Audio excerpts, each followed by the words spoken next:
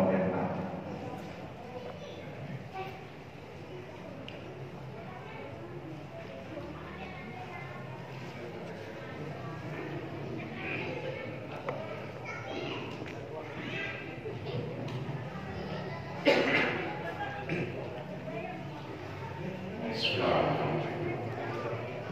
Assalamualaikum warahmatullahi wabarakatuh.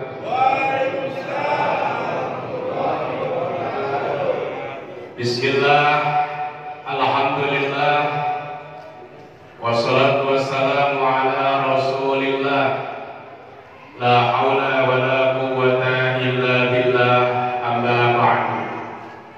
Rabbi shrah li sadri wa yassir li amri wahlul 'uqdatam min lisani yafqahu qawli. Rabbi zidna 'ilma warzuqna fahma. Wa qala Allah ta'ala fi kitabihil karim, a'udzu billahi minasy syaithanir rajim. Bismillahirrahmanirrahim. Wa ma arsalnaka illa rahmatan lil 'alamin. Wa qala an-nabiy sallallahu alaihi wasallam, khairun nas anfa'uhum linnas. Hadirin yang berbahagia, dalam kesempatan yang berbahagia ini, dengan tidak bosan-bosannya kita panjatkan puji dan syukur kepada Allah Subhanahu wa taala, karena Allah pun tidak bosan-bosannya mencurahkan rahmat, hidayah, dan taufiknya kepada kita, sehingga alhamdulillah sampai saat ini, sampai detik ini, kita masih diberikan nikmat hidup. Alhamdulillah. Hidup dalam keadaan sehat, sehat dalam keadaan iman, dan iman kita direalisasikan, diamalkan dalam bentuk amal saleh, hablum minallah, dan berbuat baik pada sesama manusia atau hablum minan nas. Dari doa di malam yang penuh keberkahan ini, semoga Allah menerima seluruh amalan ibadah kita. Allah mengampunkan dosa-dosa kita. Allah wafatkan kita dalam keadaan husnul khotimah. Amin. Dan Allah memasukkan kita ke surga. Amin. Bisa berjumpa, bisa menatap wajah yang mulia Rasulullah sallallahu alaihi wasallam. Amin ya Allah ya rabbal alamin. Yang kami hormati orang tua kami, guru kami, sesepuh-sesepuh kami di Masjid Jami Al-Jihad. Alhamdulillah malam hari ini hadir Pak, tidak bisa hadir pada Pak Komandan Komplek Pak Haji Basuki Darmawan, juga Bapak Penasehat Masjid Bapak Haji Bambang Ismayanto SHMH. Yang kami hormati segenap pengurus DKM Masjid Al-Jihad, Bapak Haji Popon Apandi beserta wakil dan seluruh jajarannya, juga ketua RW, ketua RT. Kita doakan semoga beliau-beliau ini Allah berikan keberkahan hidupnya. Amin. Diberkahkan umurnya. Amin. Diberkahkan rezekinya. Amin. Diberkahkan keluarganya. Amin. Sehingga bisa menasehati, bisa membimbing, bisa mengajari kita semuanya untuk apa? Saling asah, saling asuh dalam kebersamaan, sama-sama mendapatkan ridho dan rahmat dari Allah Subhanahu wa taala. Juga sesepuh-sesepuh yang kami hormati, kami banggakan Pak Haji Sokemi. Alhamdulillah dan masih sehat beliau. Juga Bapak Haji Tanwir, juga sahabat-sahabat saya yang alhamdulillah hadir juga pada malam hari ini, dan tak lupa juga para remaja-remaja Masjid Al-Jihad, semoga menjadi penerus yang kita banggakan. Amin. Amin ya Allah ya Rabbal alamin. Hadirin yang berbahagia, alhamdulillah pada malam hari ini kita hadir di tempat yang mulia ini di dalam rangka kita merasa bahagia, kita senang atas apa? Atas kelahiran Nabi kita, Nabi Muhammad Sallallahu Alaihi Wasallam. Jadi malam hari ini kita takdiman wa takriman wa mahabbatan, kita mengagungkan, wa takriman kita memuliakan, wa mahabbatan kita mencintai insan yang paling mulia, Nabi akhir zaman, yakni Habibina wa Syafi'ina wa Maulana Nabi Muhammad Sallallahu Alaihi Wasallam. Dan mungkin perayaan Maulid ini masih kita dalam keadaan suasana pandemi. Virus Corona yang sudah hampir 2 tahun lamanya melanda Indonesia, dunia, entah kapan ini Corona ini akan ada. Mungkin ada sahabat-sahabat kita, saudara kita, tetangga kita yang sudah tiada. Sebabiahnya Corona, hakikatnya memang sudah ajalnya. Kita doakan Allah menjadikan penyebab terhadap diampunkannya dosa. Amin. Juga mungkin ada saudara-saudara kita yang terkena sakit, yang sekarang ini sedang sakit apapun, kita doakan semoga Allah berikan kesehatan. Amin. Dan penyebab Corona ini luar biasa, tidak sedikit di antara kita yang luar biasa terkena imbasnya. Dalam menafkahi keluarga, banyak saudara-saudara kita yang di PHK. Termasuk saya sendiri, ya, aktif di dunia travel. KTP saya punya 2, di Indonesia sampai di Saudi. Saya jarang di Indonesia, saya sering berada di Saudi Arabia. Dulu saya beranggapan bahwa travel adalah satu-satunya bisnis yang tidak akan mati. Kenapa? Karena orang pasti beribadah lanjut terus, Pak. Tapi begitu datang Corona, luar biasa. Sekarang sudah 90% pertravelan di Indonesia sudah angkat bendera putih.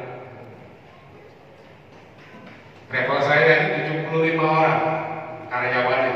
Sekarang tersisa hanya 3 orang. Yang 72 bawa-bawa ada yang di rumahnya. Ya tinggal satpam, admin, main jaga. Tinggal bertiga. Ini luar biasa dahsyat. Jadi kalau teman-teman yang masih dapat kerjaan, alhamdulillah. Ini luar biasa cobaan bagi kita. Corona ini menguji iman kita, menguji kesabaran kita. Yang terpenting kita sehat walafiat. Ya. Corona tetap akan ada. Tapi yang penting bagaimana kita menyikapnya terhadap musibah atau ujian yang Allah berikan kepada kita ini. Insya Allah. Bapak-bapak hadirin yang berbahagia, malam hari ini kita memperingati Maulidun Nabi. Coba siapa tahu bapak-bapak ada yang tahu nih, apa sih bedanya Maulid sama Maulud? Insya Allah nanti hadiahnya umroh. Umroh cuma sampai bandara. Apa Pak bedanya Maulid sama Maulud? Gampang Ustaz, bedanya I sama U aja. Maulid sama Maulud. Maulid sama Maulud itu beda. Maulid, nah kalau menurut para santri itu adalah ismus zaman atau ismul makan. Maulid itu menunjukkan waktu dan tempat. Jadi Maulid ini waktu dilahirkannya Rasulullah atau tempat dilahirkannya Rasulullah, itu Maulid. Jadi kalau memperingati Maulid, memperingati hari dilahirkannya Rasulullah. Juga Maulid artinya tempat dilahirkannya Rasulullah. Nah kalau bapak-bapak pernah haji atau umroh dari Sofa lurus, itu ada Maulidun Nabi. Ya Pak ya, dari Sofa, bayangin aja Pak dulu. Suatu saat insya Allah nanti Masjid Al-Jihad bersama Pak Popon bisa umroh bersama Pak ya. Amin. Jadi Masjid Al-Jihad sepi sedang umroh, alhamdulillah. Jadi Sofa lurus Pak, itu ada Maulidun Nabi, tempat lahirnya Rasul, yang sekarang sudah diubah oleh pemerintah Saudi menjadi maktabah, perpustakaan. Kenapa? Karena banyak orang yang salah kaprah. menyembah ke Ka'bah, tapi dia malah menyembah ke tempat lahirnya Rasulullah. Sehingga di situ ada peringatan, ada 4 bahasa: bahasa Arab, bahasa Inggris, bahasa Urdu, dan bahasa Indonesia. Artinya apa? Banyak orang Indonesia yang salah kaprah, banyak dicoret di situ. Nah, Maulid artinya kelak waktu dan tempat kelahiran Rasulullah. Kalau Maulud itu isi maf'ul kalau bersantri. Artinya siapa? Yang dilahirkannya. Yaitu siapa? Rasulullah Shallallahu Alaihi Wasallam. Apakah Rasulullah pernah menyuruh kita untuk memperingati Maulid? Kata Rasulullah, wahai sahabat, peringatilah hari kelahiranku setelah tiada. Ada apa? Secara jelas Rasulullah menyuruh kita untuk memperingati hari kelahirannya? Tidak. Secara jelas Rasulullah tidak memerintah untuk dirayakan hari kelahirannya. Tapi menurut para ulama, dalam perayaan Maulid ini, bapak-bapak yang berbahagia, ada 2 alasan dalam hal perayaan Maulid. Sebelum kita masuk ke tema ini, yang pertama, Rasulullah SAW sendiri itu merayakan, Pak. Dia bersyukur terhadap hari kelahirannya dengan apa? Dengan jalan dia berpuasa hari Senin. Jadi Rasulullah itu dalam 1 minggu hanya 2 hari yang beliau puasa. Hari apa, Pak? Hari Senin dan hari Kamis. Ini salah satu sunnah Rasulullah, kan? Ketika ditanya Rasulullah, para sahabat, ya Rasulullah, kenapa Anda berpuasa pada hari Senin?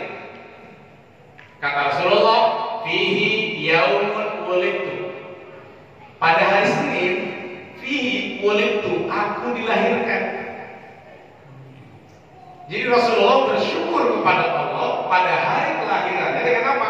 Menjalankan puasa sunnah hari Senin dan hari Kamis. Sehingga inilah salah satu sunnah yang memang dianjurkan untuk kita laksanakan. Sunnah-sunnah Rasulullah yang memang selalu dan senantiasa dilaksanakan. Puasa Senin Kamis. Apalagi, Pak? Sholat duha, sholat tahajud, baca Quran, beristighfar, bersedekah, dan sholat di masjid. Sholat berjamaah di masjid itu salah satu kebiasaan Rasulullah SAW. Nah, ini yang pertama, Rasulullah bersyukur kepada Allah dengan melaksanakan puasa hari Senin, tanda syukur akan kelahirannya. Ini yang pertama. Yang kedua, secara sejarah, bapak-bapak yang berbahagia, sebelum zaman Rasulullah ada sosok yang bernama paman Rasulullah, bapak paling pasti kenal. Sosoknya terkenal, namanya Abu Lahab. Kenal, Pak? Kenal. Pernah ketemu sama Abu Lahab? Abu Lahab, namanya diabadikan di Al-Quran, surah Al-Lahab. Tabat syada Abi Lahabin wa tab. Itu pamannya, Pak, paman Rasulullah, adik dari ayahnya Abdullah. Abu Lahab luar biasa, Pak. Menentang Rasulullah, bahkan dia beberapa kali ingin membunuh Rasulullah, sangat membenci Rasulullah. Tapi dikisahkan waktu kelahiran Nabi Muhammad dikasih kabar sama namanya Suwaibah. Suwaibah ini budak dari Abu Lahab. Disampaikan kepada Lahab, ya Abu Lahab, ponakanmu telah lahir, diberi nama Muhammad bin Abdullah. Abu Lahab pada saat itu merasa senang, merasa gembira atas kelahiran Nabi Muhammad. Karena gembiranya Abu Lahab, karena senangnya Abu Lahab kelahiran Nabi Muhammad, dia rasa gembira, langsung memberdayakan seorang budak yang namanya Suwaibah. Kata Abu Lahab, wahai Suwaibah, mulai saat ini engkau merdeka. Aku bahagia, aku senang karena ponakanku lahir Muhammad bin Abdullah. Suatu saat paman Rasulullah Sayyidina Abbas bermimpi. Kata Abu Lahab, aku mendapatkan siksa dari Allah, tapi aku diringankan siksaku setiap hari Senin karena aku merasa bahagia atas kelahiran Rasulullah. Abu Jahal aja, Pak, bahagia bahagia atas kelahiran Rasulullah, mendapatkan keringanan siksa, apalagi kita sebagai umatnya harus bahagia, harus senang. Jika surah Yunus, qul bi fadlillahi wa bi rahmatihi fa bidzalika falyafrahu, atas kurnia dan rahmat Allah falyafrahu, maka bergembiralah. Jadi malam hari ini kita bergembira atas kelahiran Nabi Muhammad. Nikmat yang terbesar yang Allah berikan kepada kita, bapak-bapak yang berbahagia, apa? Nikmat iman. Kita menjadi umat Rasulullah dan beriman akan kerasulannya. Meskipun di antara kita belum pernah duduk satu majelis dengan Rasulullah, di antara kita belum pernah membawa pedang perang fisabilillah dengan Rasulullah, di antara kita belum pernah mendengarkan sabdanya secara langsung dari Rasulullah, bahkan di antara kita pun belum pernah bermimpi dengan Rasulullah. Tapi alhamdulillahnya kita termasuk umat Rasulullah yang beriman akan kerasulannya. Kata Nabi Muhammad SAW, tuba liman ro'ani wa amanaki, bahagialah orang yang melihatku dan dia beriman kepadaku. 3 kali diulang oleh Rasulullah, summa tuba, summa tuba, summa tuba. Sungguh bahagia, sungguh bahagia, sungguh bahagia liman amanaki walam yaroni, orang yang beriman kepadaku, menjalankan sunnah-sunnahku, walam yaroni, tapi dia belum pernah berjumpa denganku. Bahkan Rasulullah pernah bertanya kepada sahabat di satu majelis yang mulia, kata Rasulullah, tahukah kalian apakah iman yang paling sempurna? Para sahabat menjawab dengan jawaban yang berbeda. Ada yang jawab malaikat, ada yang jawab Rasul, ada yang jawab engkau ya Muhammad. Kata Rasulullah, iman yang paling sempurna, makhluk yang paling mulia adalah bukan para rasul, bukan malaikat, tapi siapa? Dia adalah golongan dari umatku yang iman kepadaku, menjalankan sunnahku, menjalankan perintahku, dia belum pernah berjumpa denganku. Ini nikmat yang terbesar yang Allah berikan kepada kita, adalah nikmat keimanan. Kita menjadi umat Rasulullah Shallallahu Alaihi Wasallam. Oleh karena itu, yuk perbanyak kita bersolawat. Karena salah satu tanda orang yang cinta kepada Rasulullah adalah memperbanyak membaca sholawat. Di majelis yang mulia ini, di malam yang penuh keberkahan ini, semoga kita menjadi saksi atas cita-cita kita dengan kita sama-sama bersolawat. Innallaha wa malaikatahu yusholluna 'alan nabi, ya ayyuhalladzina amanu shollu 'alaihi wa sallimu taslima. Salatullah salamullah ala Taha Rasulillah. Salatullah salamullah ala Yasin Habibillah. Tawassalna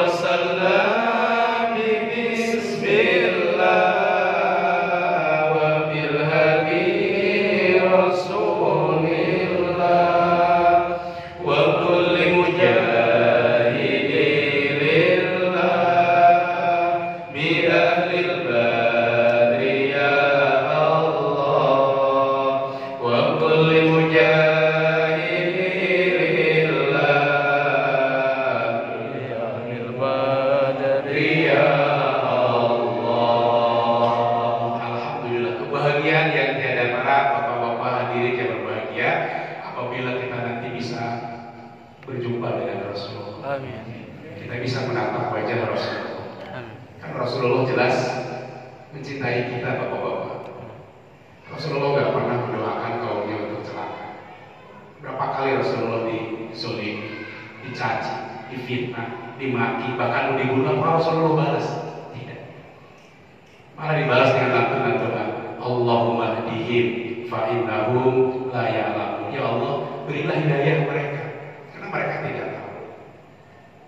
Maka ketika Rasulullah akan meninggalkan dunia ini, ketika sahabatul maut, dikabarkan oleh malaikat Jibril, ya Rasulullah, malaikat sudah berjejer di atas aras menyambut ruhmu yang suci.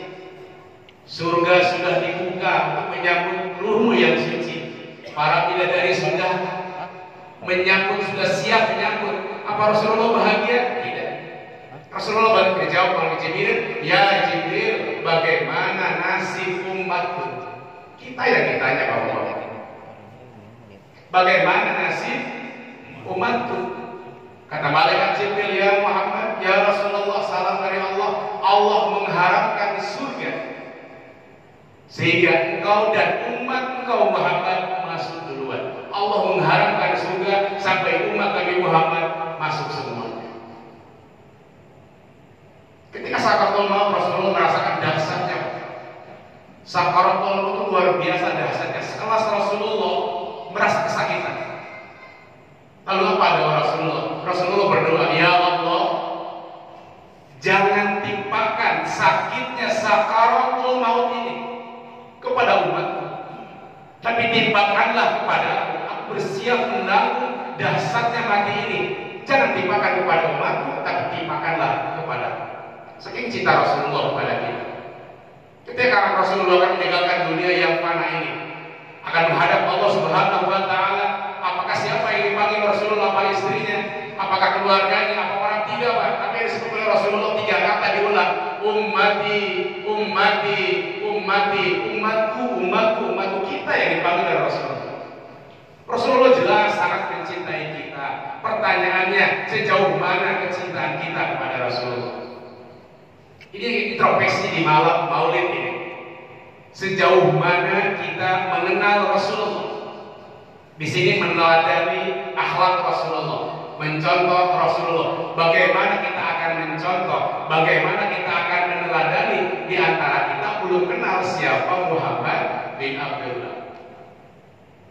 Jadi kalau kita belum kenal, Pak, gimana kita mau kagum? Jika ada pepatah mengatakan tak kenal, tak kenal maka tak sayang, tak sayang maka tak kenal, tak kenal maka tak sayang, tak sayang maka tak cinta, tak cinta enggak maka enggak mau berkorban. Apalagi zaman sekarang ini, Pak, zaman teknologi yang luar biasa, kan, idola-idola bermunculan. Ya, yang penggemar bola, berapa gajinya Cristiano Ronaldo? Masih tahu dia? Berapa gajinya? Sekarang mainnya di mana, Pak? Nomor sepatunya berapa? Tahu? Karena dia kagum. Kalau kita malam hari ini kita ngoreksi siapa ayah Rasulullah, siapa anaknya, siapa ibunya, siapa kakeknya, siapa yang mensucinya, bagaimana perjalanan Rasulullah dari tahun ke sampai Rasulullah. Kalau kita nggak tahu gimana kita akan kagum? Bagaimana kita akan meladani Rasulullah kalau diri kita sendiri tidak tahu? Oleh karena itu, yuk kita kenal siapa sosok Muhammad bin Abdullah. Kita belajar lagi, kita buka buku sejarah lagi, menghadiri pengajian untuk mengenal sosok Nabi Muhammad Shallallahu Alaihi Wasallam. Karena Rasulullah SAW luar biasa, adalah makhluk yang agung. Jadi kita mengagungkan Rasulullah karena diagungkan oleh yang Maha Agung. Kita memuliakan Rasulullah karena dimuliakan oleh yang Maha Mulia. Kita mencintai Rasulullah karena Allah pun mencintainya. Kita membaca sholawat karena Allah pun mencontohkannya. Ya, kalau Allah memerintah sholat, perintah zakat, perintah puasa, perintah haji. Tetapi ketika Allah Subhanahu wa Ta'ala memerintahkan membaca sholawat, Allah sendiri yang mencontohkan. Innallaha wa malaikatahu yusholluna 'alan nabi ya ayyuhalladzina amanu shollu 'alaihi wa sallimu taslima. Allah, malaikat bersolawat. Wahai orang-orang yang beriman, shollu, bersolawatlah untuk Rasulullah. Allah mengagungkan Rasulullah. Sehingga di Al-Quran mengatakan wa innaka la'ala khuluqin adzim. Sesungguhnya kau wahai Muhammad benar-benar berada dalam budi pekerti yang baik, berhubungan dengan Allah dan berhubungan dengan sesama manusia. Bahkan dalam Al-Quran Allah memanggil Nabi Muhammad tidak memanggil nama. Ya, Allah mengagungkan, Allah menghormati Rasulullah.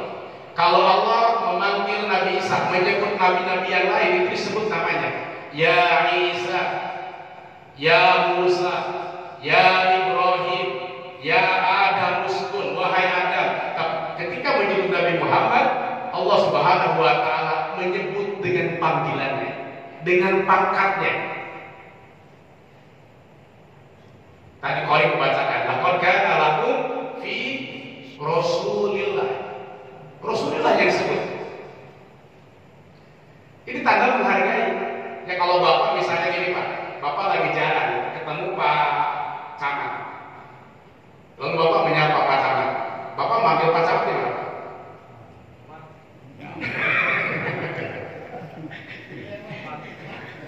Dipanggil pangkatnya, singkat aja Pak gitu ya. Kebetulan namanya Rahmat. Assalamualaikum Pak Camat. Waalaikumsalam Pak Ustaz. Ada saling menghormati, disebut Pak Camat. Tapi kalau misalnya namanya tadi Pak Camat, namanya Rahmat, ketemu Waalaikumsalam, disebut ujungnya doang. Tidak ada penghargaan. Pak Ketua, Pak RW, Pak RT, hadir Pak RT di sini. Mana Pak RT? Jangan sampai disingkat ya, nanti teteh soalnya. Pak Camat, Pak RT, gitu kan. Itu tandanya kita menghargai. Allah pun banyak menyebut Nabi Muhammad dengan pangkatnya. Hanya 4 kali dalam Al-Quran Allah memanggil nama Muhammad. Tetapi itu pun diikuti dengan pangkatnya. Tadi Qori Ustaz Mustafa membacakan di surah Al-Ahzab ayat 40. A'udzubillahi minasyaitonir rajim. Bismillahirrahmanirrahim. Maka Muhammadun aba ahadin min rijalikum walakin Rasulullah wa khataman nabiyyin. Disebut itu namanya Muhammad. Maka Muhammadun. Tetapi kesananya diikuti dengan pangkatnya. Walakin Rasulullah wa khataman nabiyyin. Nabi Muhammad itu adalah bukan bapak dari kalian semuanya. Tapi siapakah Muhammad itu? Yang pertama adalah Rasulullah, utusan Allah. Yang kedua, wa khataman nabiyyin, penutup para nabi. Para nabi dan Rasul itu banyak. Ada yang tahu nggak jumlahnya para nabi? Jumlah nabi berapa? Dulu nggak tahu Pak ya, sekarang lupa.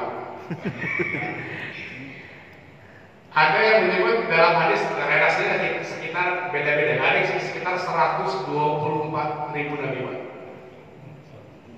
Nabi, ya 124.000 nabi. Ya termasuk Rasul, kata Rasulullah ada 300-an. Ada yang 300, ada yang 313, sekitar 300-an. Itu yang termasuk Rasul. Karena Al-Quran mengatakan wa minhum man qasasna 'alaika wa minhum man lam naqsus. Ada Rasul yang diceritakan, ada Rasul yang tidak ceritakan. Yang Allah sebutkan dalam Al-Quran yang wajib diketahui ada 25. Yang terakhir adalah Nabi Muhammad Sallallahu Alaihi Wasallam. Kata Rasulullah, "Ana khiyarun min khiyar." Saya adalah pilihan dari pilihan. Ana khatamun nabiyyin, la nabiyya ba'di. Tidak ada lagi nabi setelahku. Tidak ada lagi nabi setelahku. Dalam sejarah banyak Pak yang mengaku-ngaku sebagai Rasul. Zaman Rasul ada namanya Musailamah. Ya, Musailamah sampai dibunuh sama sahabat. Di India abad ke-18, India itu penduduknya sekitar 1 miliar. Ada satu orang yang mengaku nabi yang kedua, namanya Mirza Ghulam Ahmad. cakep. Mirza Ghulam Ahmad. Sampai sekarang masih ada pengikutnya. Ahmadiyah. Dia mengaku Nabi yang ke-26. Punya Al-Quran sendiri namanya Tazkirah. Ya, kalau Tazkirah kalau dilihat persis seperti Al-Quran bahasa Arab, tapi kalau diteliti ternyata Tazkirah itu adalah bacaan-bacaan dari Al-Quran. Jadi kadang-kadang Al-Qurannya ada, tapi di otak-atik, dirobek. Seperti di surah Al-Qadar. Al-Qadar pun ada di Tazkirah kitabnya Ahmadiyah. Inna anzalnahu, kalau di Al-Quran Inna anzalnahu fi lailatul qadar. Tapi kalau di Tazkirah Inna anzalnahu fil qadiyah. Jadi ujungnya apa ya beda? Sesungguhnya Allah menurunkan Tazkirah di kota Qadiyah. Jadi dibaca ujungnya. Atau ayatnya sama, tapi artinya yang dirubah sama mereka. Seperti ini, Nabi Isa mengkabarkan, Nabi Isa ada bahagia akan kedatangan Nabi yang benar. Nabi Isa berbahagia. Kata Nabi Isa, wa mubasysyiran bi rasuli ya'ti min ba'di ismuhu Ahmad. Aku kasih kabar gembira ya, kata Nabi Isa. Aku kasih kabar gembira ya, akan datang suatu saat Rasul yang terakhir min ba'di setelahku ismuhu Ahmad. Namanya Ahmad. Ahmad adalah panggilan Nabi Muhammad. Itu Nabi Isa mengkabarkan kepada umatnya. Tapi di Tazkirah diterjemahkannya lain. Akan datang Nabi ke-26 dari India yang bernama Mirza Ghulam Ahmad. Ayatnya sama, artinya ya beda. Sampai diajak mubahalah Mirza Ghulam Ahmad ini. Mubahalah itu gini, sumpah sama para ulama di India.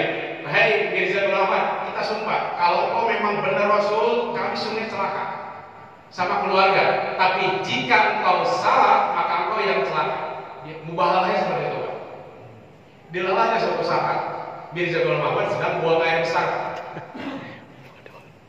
Kalau sekarang kan buang air besar enak ke toilet ada kloset. Kalau dulu enggak kan? Dulu pakai apa Pak? Kalau di kampung itu kan ada bag-bagan. Ada jamban, gitu kan, di bawahnya apa? Kolam, ada lele, ya.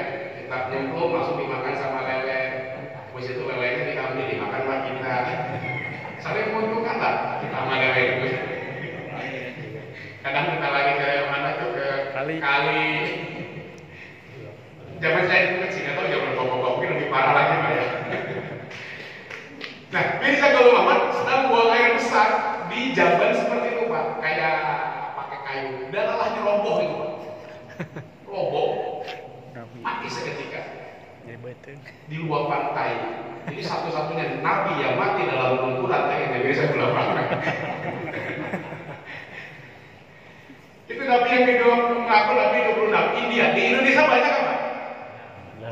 India 1 miliar, Jakarta hanya 1. Dalam catatan sejarah yang saya tahu hanya 1 orang. Indonesia penduduknya 200 berapa Pak? 250 juta ya. Nah, seperempatnya India. Tapi yang ngaku Rasul banyak. Di Jakarta tahun 2000-an ada namanya Lia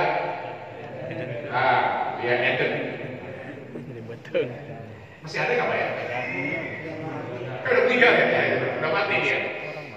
Lia Aminuddin ngaku dia Nabi yang ke-26. Bahkan saya alhamdulillah punya kesempatan dulu sering ngasih ceramah di Rutan Pondok Bambu tahun 2000-an itu sempat ketemu sama Lia Aminuddin di Rutan Pondok Bambu. Ternyata Pak, di penjara pun dia nggak tobat. Kan ditanya, benar, memang dia mendapatkan wahyu Nabi yang ke-26. Setelah di penjara dia nggak tobat, malah ngakunya apa? Ruhul Amin, ngakunya malaikat. Sehingga orang itu dilihat kan kayaknya dari dia edan ya. Dia itu di Jakarta Pak, di Bogor ada. Kalau Bapak tahu, dulu namanya Ahmad Musodek. Ya, Ahmad Musodek betul Pak. Di Gunung Salah kalau nggak salah. Kalau itu kan seperti interogasi polisi. Kamu benar Nabi? Iya, Nabi 26. Kerja kamu apa? Pelatih badminton.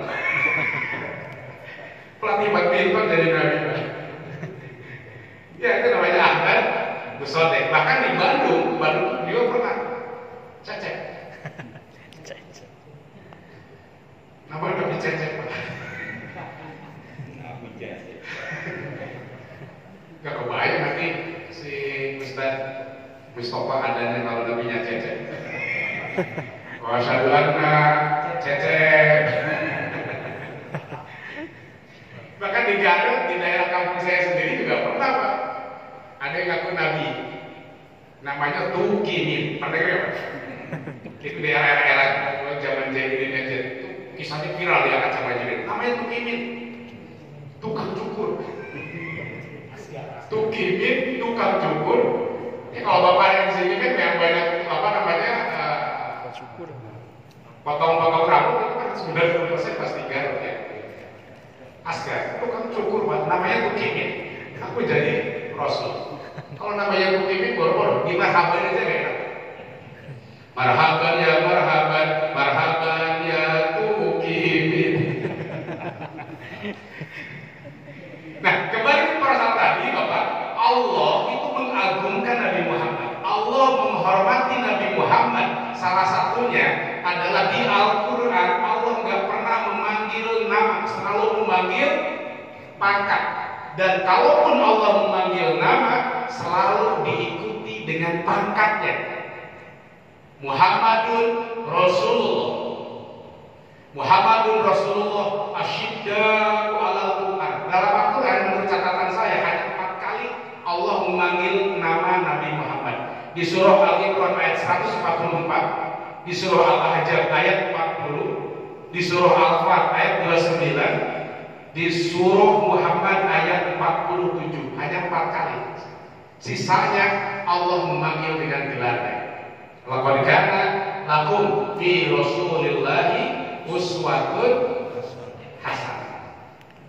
Kita mengagungkan, diagungkan oleh Allah yang Maha Agung. Kita memuliakan, dimuliakan oleh yang Maha Mulia. Kita mencintai karena Allah pun mencintai Rasulullah Shallallahu Alaihi Wasallam. Dan sehubungan dengan tema ini meneladani akhlak Rasulullah dalam masa pandemi ini. Pandemi luar biasa. Kan banyak orang yang sudah ada yang meninggal, ada yang terkena bencana dengan cobaan dahsyat dan lain sebagainya. Nah, firman Allah Subhanahu wa taala mengenai diutusnya Rasulullah. A'udzu billahi minasyaitonir rajim. Bismillahirrahmanirrahim.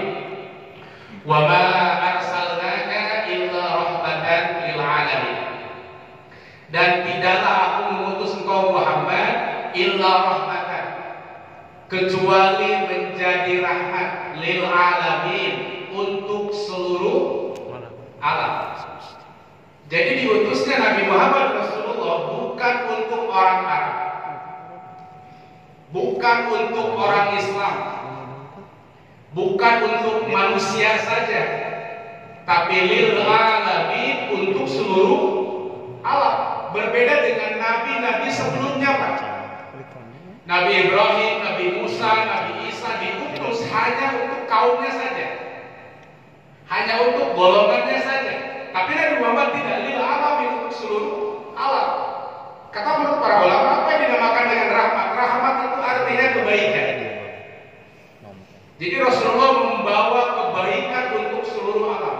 Kebaikan Rasulullah tidak hanya untuk orang yang beriman saja. Yang tidak beriman pun mendapatkan rahmat dengan lahirnya Rasulullah. Untuk orang yang beriman, kita yang beriman, Rasulullah menjadi rahmatnya apanya? Adanya pelipat-pelipat gandaan pahala yang tidak Allah berikan kepada umat sebelum Nabi Muhammad, yang hanya diberikan kepada umat Nabi Muhammad. Banyak Allah berikan kelebihan-kelebihan kepada umat Nabi Muhammad. Pahala saja Pak, banyak yang Allah berikan, berbeda dengan umat sebelumnya. Di antaranya, setiap tahun Allah turunkan Lailatul Qadar. Satu malam Bapak ibadah, satu malam Pak, setara dengan 1000 bulan atau 80, tahunnya berapa? 88 Pak ya. Kalau misalnya Bapak 30 kali ketemu Ramadan, 10 kali aja Bapak ketemu dengan Lailatul Qadar 10 kali 88 sudah berapa Pak? 880 tahun. Itu luar biasa, lipatan-lipatan pahala yang Allah berikan kepada kita. Dalam ibadah juga Allah berikan berbeda umat Muhammad. Seperti ada 3 tempat, Masjidil Haram, Masjidil Aqsa, sama Masjid Nabawi. Salat di Masjidil Nabawi itu lebih baik daripada 1000 rakaat di Masjid Al-Jihad. Jadi 1 rakaat di Masjid Nabawi lebih baik daripada 1000 rakaat di Masjid Al-Jihad. Ilal Masjidil Haram. Di Masjidil Haram 1 rakaat Masjidil Haram setara dengan 100.000 rakaat di Masjid Al-Jihad. 1 rakaat di Masjidil Haram. Jadi orang yang umroh luar biasa Pak. Mudah-mudahan suatu saat bisa umroh ya. Amin. Apa-apa ya. Kok ada yang Masjid Al-Jihad itu luar biasa umroh sama-sama. Tapi jangan sampai nanti habis haji umroh nggak sholat lagi. Kenapa nggak sholat? Kan udah banyak pahala di sana. Tadi di Nabawi 1000, di Masjidil Haram 100.000, banyak pahala. Begitu habis pulang haji Pak, pulang umroh nggak sholat lagi. Karena sudah banyak nabung pahala. Nah ini salah satu apa? Yang Allah berikan kepada Nabi Muhammad adanya pelipat-pelipat gandaan pahala. Karena dalam konteks jangankan dalam konteks ibadah Pak, dalam konteks muamalah pun pasti ada perbedaan. Barang itu lain tempat lain harga. Bapak beli kopi di warteg 3.000. Nah, paling banter, paling mahal 5.000 lah. Iya kan? Bapak beli di Taman Mini berapa Ustaz? 10.000. Tapi kalau di bandara, kalau saya lagi bawa jamaah umroh, iseng-iseng saya ngopi dulu, sebelum terbang ngopi dulu, kopinya sama kapal api hitam, itu harganya 50.000. Kopinya sama, rasanya sama, lain tempat, lain harga. Begitupun dengan pahala yang Allah berikan kepada umat Nabi Muhammad.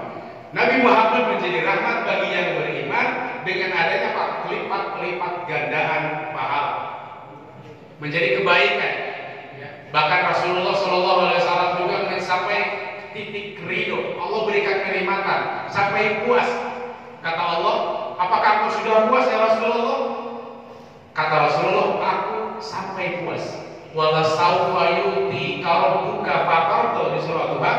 Dalam sebuah tafsir, aku merasa puas ya Allah kalau seluruh umatku masuk surga. Jadi kepuasan Rasulullah SAW kalau seluruh umatnya masuk surga. Semua umat akan masuk surga kata Rasulullah. Illa man aba, kecuali yang gak mau. Semua umatku akan masuk surga. Illa man aba, kecuali dia yang gak mau. Nah, kembali tadi Rasulullah menjadi rahmat bagi yang beriman. Bagi yang kufur pun Rasulullah menjadi rahmat. Dengan apa Pak? Dengan ditundanya azab. Jadi Allah tidak mengazab kaum yang durhaka di umat Nabi Muhammad, ditunda azabnya, dikasih waktu, dikasih kesempatan untuk dia bertobat. Terhalang azabnya itu. Jadi dengan keberadaan Nabi Muhammad, Allah menunda azab. Nah, berbeda dengan kaum-kaum zaman dahulu kala. Umat-umat zaman dahulu kala, nabi-nabi zaman dahulu kala, azabnya yang Allah berikan tes Pak. Jangankan di akhirat, di dunia saja sudah Allah berikan. Pernah saya sampaikan Nabi Nuh alaihissalam usianya 950 tahun. Jadi usia Nabi Nuh 1200, berdakwahnya 950, 1000 kurang 50. Jadi usia zaman dulu panjang-panjang. Zaman sekarang rata-rata berapa? 60, 70, 100 tahun sudah jarang sekarang ya. Nabi Nuh 950 tahun berdakwah, yang beriman hanya 40 orang. Bayangin Pak. Yang beriman hanya 40. Doa Nabi Nuh direkam di Al-Quran surah ayat 15. Rabbi la tadar alal ardi minal kafirina dayyara. Ya Allah, jangan sisakan sepotong pun umat kafir di muka bumi ini. Jangankan satu sepotong pun. Itu doa Nabi Nuh dikabul, terjadi hujan, banjir, umat kafir mati tenggelam. Jadi azab yang Allah berikan tidak hanya di akhirat, di dunia saja sudah Allah berikan. Begitupun dengan kaum Nabi Lut alaihi salam di daerah Sodom, Jordan sana. Ya, di daerah satu kampung ada namanya Sodom. Namanya Sodom. Ya, jadi di kampung Sodom itu ada kebiasaan laki-laki suka terhadap laki-laki, sehingga laki-laki kalau suka anak laki melakukan perbuatan sodomi karena berasal dari daerah Sodom sana. Ada di sini LGBT. Apa yang Allah berikan azab kepada kaum Nabi Lut sudah diperingati oleh Allah, wahai kaumku, janganlah kalian beriman, jangan maksiat. Perbuatan maksiat merajalela. Akhirnya azab yang Allah berikan kepada kaum Nabi Lut, fakana aliyaha safilah, seolah-olah bumi diangkat. Jadi kalau setelah Al-Quran Sodom itu diangkat lalu dibalikan. Jadi orang kafir, orang ikat mati semuanya.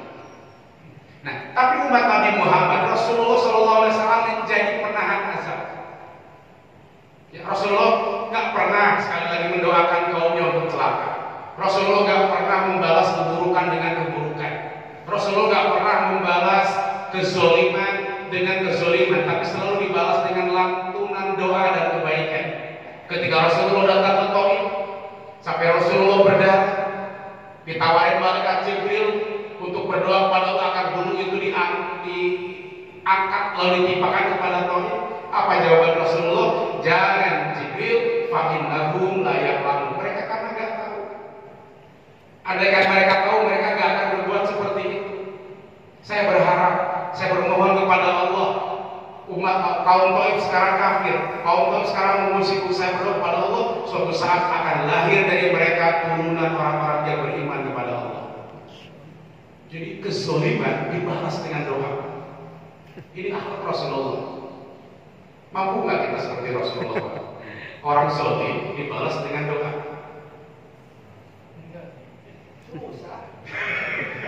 Susah betul Pak ya. Itulah makanya bedanya kita dengan Rasulullah. Rasulullah itu luar biasa Pak, dicaci, dimaki. Ini kan kisah yang sahabat yang populer itu, Rasulullah lagi jalan kan dilempar apa? Dilempar kotoran unta. Ketika yang melemparnya sakit, Rasulullah yang datang duluan nengok. Yahudi buta, benci Rasulullah, ngomongin Rasulullah, Muhammad itu gila, Muhammad itu sihir, jangan deketin Muhammad, kalau deketin Muhammad kamu akan terpengaruh. Yahudi yang buta. Tapi Rasulullah SAW tiap hari memberikan makanan kepada Yahudi yang buta. Ketika Rasulullah sudah wafat, digantikan sama Abu Bakar, kata Yahudi, siapa engkau? Oh, beda dengan yang setiap hari memberikan makanan kepada aku. Yang biasa beri makan kepada orang yang lembut, belayarnya lembut, kata-kata penuh dengan kelembutan, beda dengan kau. Kata Abu Bakar, ketahuilah, yang setiap hari memberikan makanan kepadaku adalah Muhammad bin Abdullah, orang yang paling kau benci. Sampai Yahudi meneteskan air mata. Ternyata dia nggak nyangka orang yang paling dia benci, ternyata dia yang paling memperhatikan memberikan makanan. Kezaliman dibalas dengan lantunan doa. Keburukan dibalas dengan kebaikan. Saya tanya bapak-bapak nih, Pak, kira-kira perbuatan buruk boleh dibalas ya Pak? Boleh. Buruk, zalim boleh dibalas nggak? Boleh. Bapak nggak dosa nih, tiba-tiba dizalimi, dicicak, dicaci, difitnah, Pak. Pertanyaannya boleh nggak Bapak membalas? Boleh Pak? Boleh dikit ya? Boleh, betul boleh. Islam akan ajaran menurut saya boleh membalas, tetapi yang setimpal. Tetapi memaafkan itu yang lebih baik. Memaafkan, mendoakan lebih baik. Misalnya dicaci, difitnah, dimaki, besok kirim bolu aja. Dalamnya racun. Makan. Ya kan Syekh Jafar sini kan kenapa dicaci, difitnah, dimaki, malah dikasih bolu sama Syekh Jafar sini. Kata muridnya, ya Syekh, itu orang benci sama engkau, itu mencaci, menfitnah. Kata saya Jafar Siddiq, doanya gini, ya Allah, jika cacian itu benar, maafkanlah aku. Dan jika cacian itu salah, maafkanlah dia. Indah doanya Pak, dikirim bol. Kata saya Jafar Siddiq, ketoleh wahai muridku, orang yang caci, orang yang maki, orang yang zalim, hakikatnya dia kasih pahala kepada kita kalau kita sabar. Kalau nggak sabar, kata bolehlah balas. Misalnya gini, bapak lagi jalan nih, tiba-tiba dipanggil monyet. Boleh balas Pak? Boleh. Apa balasnya? Monyet lagi. Setimpal. Tapi memaafkan memang lebih utama. Kan namanya manusia kan tersinggung. Dibilang babi lagi. Jangan dibilang monyet, jauhnya monyet, anjing, babi ya. Cuman dia dibilangin monyet, dibalas tapi dengan pukulan. Ya kan? Kan boleh. Kalau dipukul satu kali, boleh lagi dipukul satu kali. Itu kan penjagaan. Buruk dibalas buruk, boleh, tapi yang setimpal. Memaafkan lebih utama. Kata ulama, buruk dibalas buruk, itu balas dendam. Baik dibalas baik, balas jasa. Baik dibalas buruk, luar binasa. Tapi yang luar biasa, keburukan, kezaliman dibalas dengan kebaikan. Ini akhlak Rasulullah SAW. Makanya rahmat itu artinya kebaikan. Yuk sama-sama kita menjadi apa? Menjadi rahmat, menjadi kebaikan. Untuk siapa? Untuk diri kita. Menjadi kebaikan untuk diri kita. Syukur-syukur bisa membawa baik keluarga. Syukur-syukur bisa menebar kebaikan kepada kiri dan kanan. Syukur-syukur bisa membawa kebaikan, menebar kebaikan untuk komplek hankam ini. Karena dalam konsep Islam, khairun nas anfa'uhum linnas. Sebaik-baiknya manusia bukan yang paling banyak hajinya, bukan yang paling banyak umrohnya, bukan yang paling banyak tahajudnya, tapi khairun nas anfa'uhum linnas. Sebaik-baiknya manusia adalah yang memberi manfaat, memberi kebaikan untuk manusia yang lain, untuk sekitarnya. Apa yang kita miliki kebaikan, ya kita sedekahkan. Ada golongan orang-orang yang Allah berikan kelebihan dengan harta, hartawan, hartanya banyak, maka jihad yang paling utama adalah dengan hartanya.